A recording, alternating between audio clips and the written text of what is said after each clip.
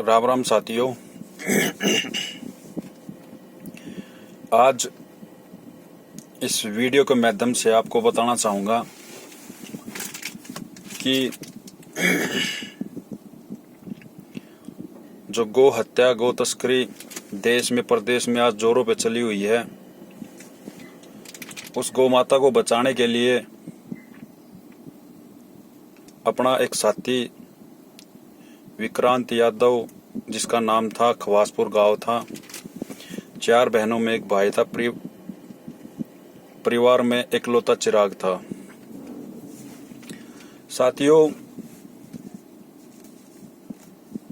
जैसे रात को तस्करी होती है, गायों को उठाकर ले जाते हैं, पुलिस प्रशासन सरकार हमारी इस चीज़ के लिए नाकामयाब रही है। उनको गौ तस्करी गौ हत्या में बढ़ावा देने के लिए सरकार और कानून का पूरा हाथ है।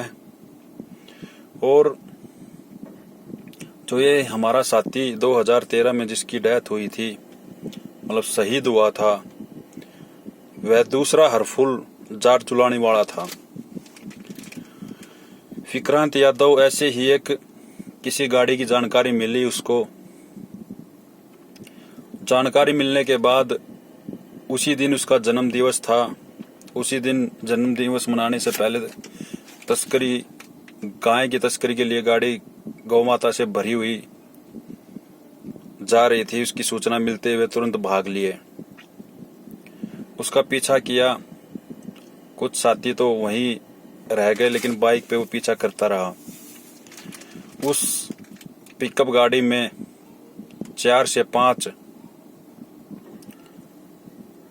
तस्कर थे, जिन्होंने उसको पकड़ लिया। पकड़ने के बाद उनको घेरने की कोशिश की, लेकिन वहाँ पे बहुत हाथापाई हुई। हाथापाई होने के बाद किसी ने पीछे से आके उसको, एक गौ तस्कर ने पीछे से उसको राड़ मार दी। राड़ मारने से वो गिर गया और अस्पताल में ले जाते वक्त वह शहीद हो गया। तो साथियों, बहुत बड़ी कुर्बानी गौ माता को बचाने के लिए भाई विक्रांत यादव ने दी, जो आज के दिन गौ भक्तों, गौ रक्षकों, गौ सेवकों के लिए एक शहीद भगत सिंह जैसा बलिदान उन्होंने गौ माता के प्रति दिया।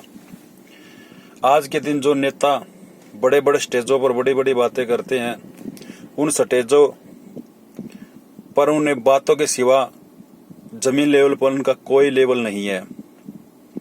क्योंकि हमारे हरियाणा के प्रधान मुख्यमंत्री इस वक्त मनोहर लाल खट्टर हैं।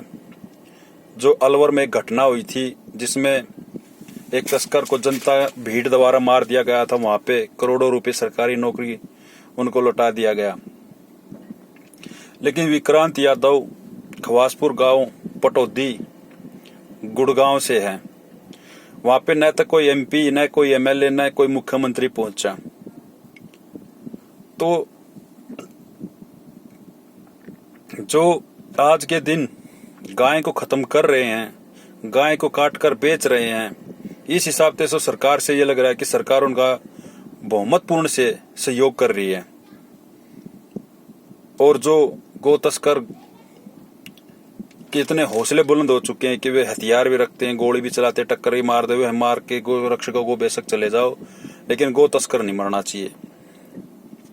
अगर कोई गौ रक्षक उनको पकड़ता है या कुछ हाथापाई हो जाती है, तो पुलिस तुरंत गौ रक्षक तस्करों पर केस लगा देती है। तो साथियों, ये सोचने की बात है कि विक्रांत यादव जैसा गौ भगत इस दुनिया में नहीं, और मरवाने वाली सरकार ही है। अगर सरकार गौ तस्करों और गौ हत्यारों पर अंकुश लगा देती, तो आज विक्रांत यादव जिंदा होता और उस परिवार में अपने माँ बाप के साथ, अपने भाई बहनों के साथ होता। वैसे तो बात की जाए, हरियाणा में देश भर में काफी गोरक्षक साथी शहीद हो चुके हैं। हरियाणा के गोरक्षक शहीद विक्रांत यादव के अलावा 8 गोरक्षक और भी हैं, जो इस मुठभेड़ में शहीद हो चुके हैं। उनके नाम अगली वीडियो के माध्यम से आप तक पहुंचाने का कष्ट करूंगा। तो साथियों, मैं आपसे यही कहना चाहता हूं कि जो गौ हत्या, गौ तस्करी आज दिन प्रतिदिन बढ़ रही है, अपने आप को जगाओ और गौ माता को बचाओ। आज के दिन संत समाज भी हो रही गौ हत्या पर चुपचाप बैठा तमाशा देख रहा है। बड़े बड़े मंदिरों में इतना ज्यादा डोनेशन आता है, फिर भी गौ माता सड़कों पर भूखी प्यासी तड़पती रहती है। बड़े बड़े कत्ल खाने खोल दिए जाते हैं जिस पे लिख दिया जाता है प्रोटीन, मतलब गाय से प्रोटीन प्राप्त करने वाले कोई मुस्लिम नहीं, हिंदू ही हैं जो बड़े बड़े कत्ल खाने चलाते हैं और गाय की हत्या करते हैं।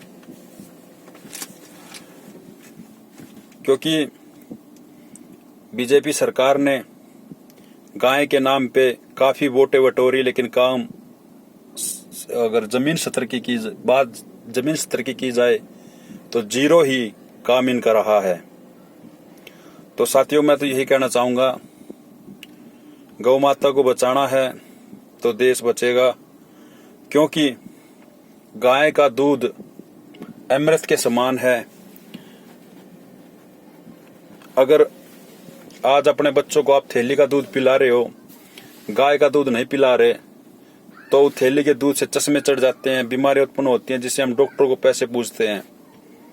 अगर आपको पीना ही है, गाय का दूध पियो। भैंस का दूध पीना चाहते भैंस का दूध पियो, लेकिन गाय का दूध सबसे उत्तम है, इसलिए गाय को माता का दर्जा दिया गया है। सरकार को पता है विदेशों में देसी गाय को यहां से ले जाकर वहां पे अमेरिका, इजराइल, रूस वगैरह जो है वो देसी गाय को लेके जाते हैं। वो उनके गोमूत्र से, गोबर से दवाइयां बना रहे हैं। और भारत देश के अलावा ऐसी गाय कहीं पे भी नहीं है जो इतनी अमूल्य है, और उसको भारत सरकार खत्म करने के कगार पे चल रही है।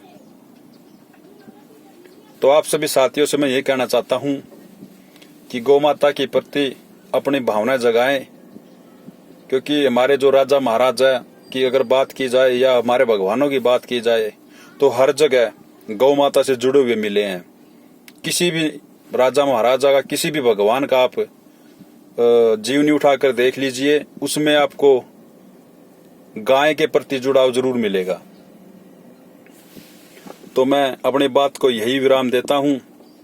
आगे फिर किसी वीडियो पर किसी अन्य विचार के साथ भाइयों के साथ शेयर करूंगा।